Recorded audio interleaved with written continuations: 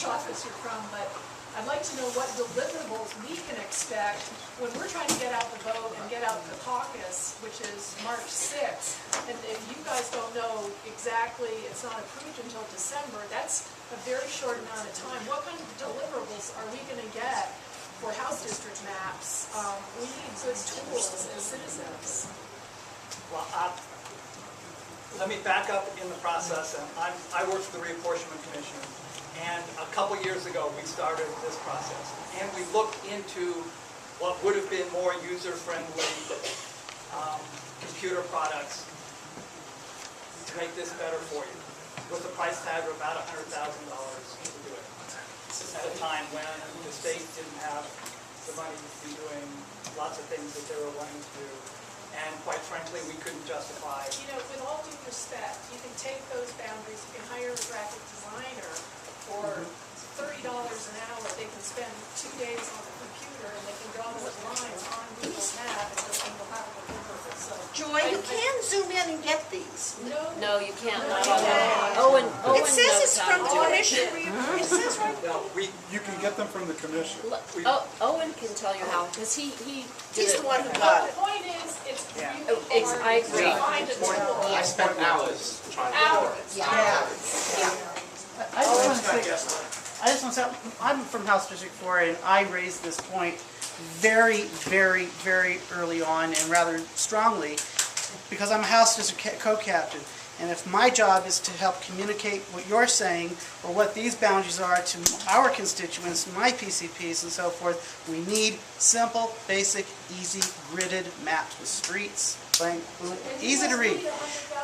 We did manage to get that for our House District. Someone went through the effort and did it and printed it up in the July, in August meeting, our last meeting. Dan Pabon, our state rep, who was on the commission, even gave a report on it and stuff. So part of this is also go to some of your either reps or your House District captains to get put a little pressure on that to get clean, readable maps, so we know what we're looking at instead of gobbledygook. Yeah. Let me say also, these maps, you know, the black and white copies are not great. We obviously couldn't give everybody the color maps, and there's shading on the black and whites that didn't show up. But we have these color maps that the commission actually made for me, apparently, and I was really grateful that they did, of each House District and each Senate District, what they're going to be, the preliminarily approved maps.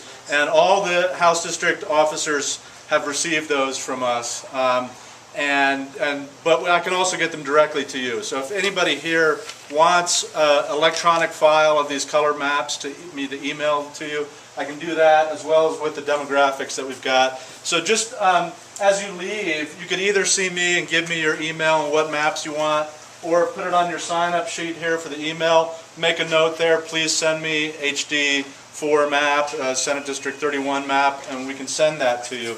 The commission has been fantastic, I thought, in terms of responding directly to requests to provide these maps. Another thing they did today, which was wonderful, was to provide some maps with precincts shown in them. So they've got the resources, and they're very approachable. I've found that if you go to them, they will provide those for you. But you don't have to go and bother them now. We've got all those, and you can contact me. My email is owenperk@aol.com, owenperk@aol.com. But again, you could sign up as you leave to get those maps or those demographics. I hope that answered some of the questions. I don't do the Denver Dems website anymore. They are on Senator Aguilar's website, Aguilar for 32, and you'll see a couple maps on every House District's site linked from that website that show kind of a big version of what it looks like now and what it looks like after the vote, after they're accepted. In between those is a file to download one of these maps. You could link on it and download the PDF of these color maps. These color maps are great, and you can see every street, and you can enlarge it. Yeah. I would just like to say that those should be on the Secretary of State's website. Okay. I mean, yeah. But we're doing what we can provide them to you. I can't do what the Secretary of State needs to do. What? We need to get those onto the Denver Dams website. Yeah. I think we have them out there. We may not have the right ones. We have the colored block maps, but we don't have them. We don't have the detailed ones? We have the colored block maps, but we don't have them. Okay. We had a question over here. Back to the Senate districts, because of the fact that Joyce Foster is not, running again, and 35 is split to either 31 or 21 or whatever it's going to be, what is the Senate district like south of Hampton? And actually, let me speak to that. The question was about those parts of Denver that are south of Hampton. They are currently in Senate District 35, and under this map, they are proposed to be included in Senate District 26, which is a predominantly Arapahoe County district represented by Senator Linda Newell.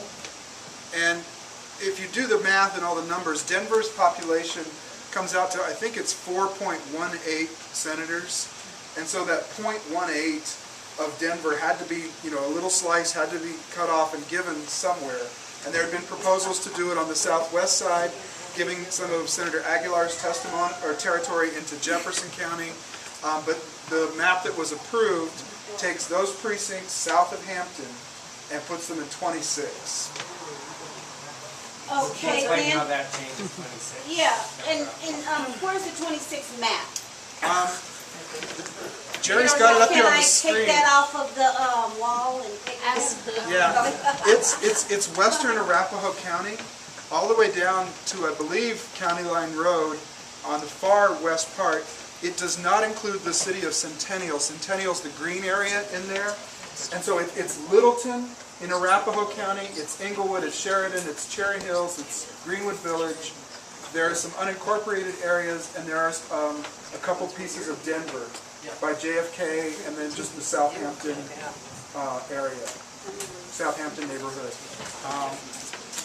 So the boundaries down there where they look kind of odd, it's because the city of Centennial is being put in Senate District 27, which is its neighboring district to the east there. So Centennial is not 26. Everything else in south of Denver that's Arapahoe County is. Vicki? Yeah, we heard about the Senate districts and some of the House districts. I was wondering if you could kind of just quickly go through the other House districts in Denver and see how they've changed or how they're. I think the only ones we haven't shown, I think, are 4 and 5 in any detail. 7. 7 and 9. A lot of them. Oh, yeah. The big change, the big thing, and this maybe was explained before I got here, the big driver is that Denver's population growth has all taken place on the east side of town. It's Lowry, it's Stapleton, it's Green Valley Ranch. And so as a general rule, in Denver, all of the district boundaries are shifting east. And so District 7, which is currently Green Valley Ranch, Montbello, Stapleton, Park Hill, is going to be a lot less of Park Hill as it moves further east to the growth areas of Stapleton and Green Valley Ranch. And really, 6 gets a lot more compact, Representative Court's district, because Lowry has gained so much population.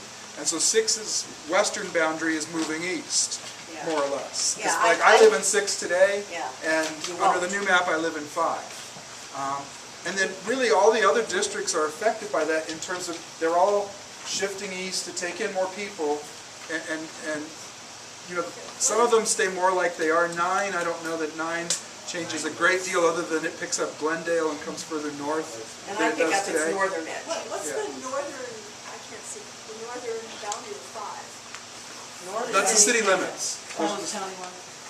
City limits. The southern, Yeah. As it turns out, I don't think any of the Denver 8 House districts cross county lines. So only where there's enclaves of Glendale and Holly Hills, or those 3 people in Jeffco. Otherwise, all the Denver districts stay just within Denver, and those boundaries are city limits. Yes, sir. Can I say something Sorry, real quick? Ed's been waiting for. Oh, I'm sorry. I didn't see you, Ed. But let me let Owen speak, and then we'll have Ed. And I know Susan wanted to make a closing remark. Go ahead. Just to follow up on Vicky's question, because she's from House District 5, Representative Duran had planned to be here tonight. She may still make it, but she had something come up. There's a meeting in House District 5 she had to attend to, so she couldn't make it. And we do have House District 5 maps and demographics, but she made a point to say there is probably being a new House District 5 map submitted before this process is over. So she was very tentative about how close this map will be to the final map, but all these are theoretically tentative maps and they're preliminarily approved, so that's to go through. We also expected Representative McCloskey from House District 9, and he had some things come up with his congressional race, so couldn't be here tonight, but both of them wanted to contribute. Well, can I just ask a follow-up? Why is 5 more tentative? I don't know, I don't know what it is, I don't know. One of the things we didn't talk about here much tonight, and then I'll let Ed go to his question, is one of the things they are trying to do in this make every vote count concept is to create minority-majority districts when it's possible. And so I think that's one of the issues around House District 5 is to try and increase its minority population. So Senate District 32 is going to be, I lost my number, but it's, the total minority population will be 38% in Senate District 32, and Senate District 34 is, I think, 58%? 58%. And so that's another thing we didn't really get into, but in drawing some of these lines, that was another consideration. And so I think some of the work being done around House District 5 was to see whether it might be possible to have 3 minority-majority districts in Denver, since the population of Denver is so strongly minority. Can I ask a follow-up to that? Well, let's No. let Ed get Ed's Ed. gonna ask us. So I actually have a technical question, maybe Jerry, you can help, or you guys can kind of correct. And I wanted to get a little advice on. Can't hear. Can't hear you. I wanted to get a little advice on how to testify on Wednesday, because if you go into the maps in detail on the Google Earth, there are a lot of things that look like the people who drew the maps just kind of messed up. For example, Representative Bernardino's district where it turns down steel. So Ren's Alameda, it turns down steel. Right at that corner, there's 3 blocks that are in HD6. So it's like, it doesn't make sense to leave those 3 blocks out of that major portion in someone else's district when it's his. So I think these little things should probably be cleaned up. In addition, we have some neighborhoods of interest that are being split that we would like to testify in favor of keeping them together, like Baker, for example, that cut out 2 or 3 blocks of Baker. And I'm sure it was for population and so on. So my question is, what do we need to present to the commission to make that clear that this is what we want? Do we need specific streets and addresses, maps? What should we do? It would be helpful to have specific streets and maps. At the meeting, there will be a computer set up with people who are actually better at it than I am. Sure. So if you say there's a street that you want shown, we can zoom in and show you exactly what the street is. We talked about now in the Senate. If you wanted to talk about a specific Little chunk that needs to move. Yes. And this is the place to do it, the Yes. commissioner? Okay. Yes. I mean, if you have a map that you can pass out, great. If not, you can ask staff to zoom in on that specific area and tell them. And if there are technical glitches, such as the 3 blocks that don't make sense, bring all of those to the commission. Okay, very good, thank you. We are actually down to 8 minutes. I'll let you do one last question, and then Susan wanted to make a statement. This is partially to Jerry.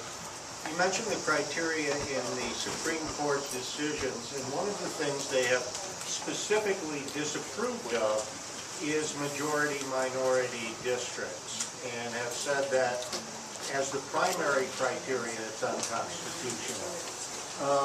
We've been told by the Denver Post that that is a desire on the part of the chair of the panel, and in fact, you said today, keep it as much African-American district as possible. What I'm wondering is, and by the way, majority-minority districts, as much as we might personally like that, disadvantages our party, not a criteria of yours, but it ought to be other people in the room by packing Democratic voters into a limited number of districts. I'm wondering, to the degree, as Senator Aguilar says, the commission is using that as a goal, creating majority-minority districts. It is setting its plan up for a federal constitutional challenge, and whether or not that in fact is a criteria being used by the commission. Speaking from nonpartisan staff. As a staff. As staff, I think I would say that the commission is not necessarily trying to draw a majority-minority district, but trying to keep a community of interest, and that can be a community of interest in trying to do that. It's really not a problem in Denver as far as... Yeah, I know, as far as hurting the party, but I'm worried in the suburbs and statewide that we're giving the Republicans an advantage in terms of packing Democratic voters into districts. It is certainly true that in the plans that have been submitted to the commission by the Republican members of the commission, they have tried to do that and emphasize that. Yes. So, yes. Well, I want to thank Jerry so much for coming here.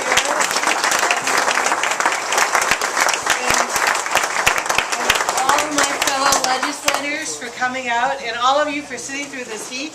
And I want to give the final word to Susan. Oh, I don't need the final word, but I'll take it. So, for those, I feel like I know half the people in this room, but my name is Susan Rogers. I'm the vice chair of the Denver Democrats. Chair is getting ready to go on vacation, so she couldn't be here tonight.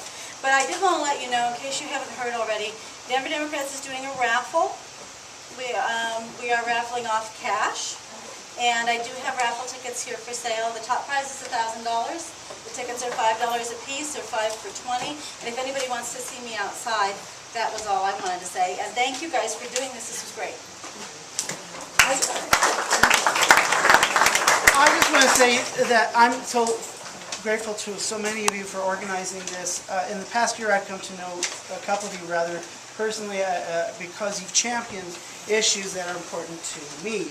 These people are our champions, and that should be part of the criteria of who we want in the districts that are drawn, that we have champions, whether of our interests, in those lines that are drawn. So these folks, you know, are there for us as well, and let's not let them forget it, but we don't want you to forget that as well. Thank you, everybody. Don't forget to let us know if you need a special map sent to you.